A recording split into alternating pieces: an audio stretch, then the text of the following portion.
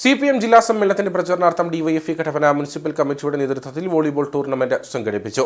DYFI ജില്ലാ president S Sudheesh ഉദ്ഘാടനം ചെയ്തു.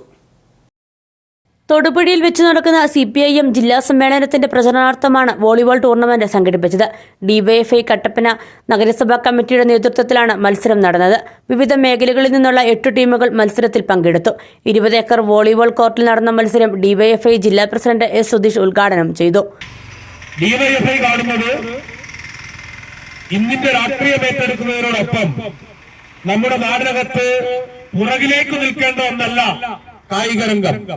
നമ്മളുടെ നാടിനകത്ത് യൗവനം, ആ യൗവനത്തെ മുൻപിലേക്ക് കൊണ്ടുവരുന്നതിന് അവരുടെ സർഗാത്മകതയെയും അവരുടെ കായിക ശേഷിയെയും തിരിച്ചറിയുന്ന രൂപത്തിൽ, പ്രോത്സാഹിപ്പിക്കുന്ന രൂപത്തിൽ അതുകൂടി അഡ്രസ് ചെയ്യുന്നതിന് വേണ്ടിയിട്ടാണ് വിവിധ പഞ്ചായത്തുകളിൽ ഇത്തരത്തിലുള്ള വോളിബോൾ ടൂർണമെന്റുകൾ, ക്രിക്കറ്റ് ടൂർണമെന്റുകൾ, ഫുട്ബോൾ ടൂർണമെന്റുകൾ, കബഡി അടക്കമുള്ള ജില്ലയിലെ വിവിധ മേഖലകളിൽ വിവിധങ്ങളായിട്ടുള്ള കായിക ഇടങ്ങൾ ഏറ്റെടുക്കുന്നത്.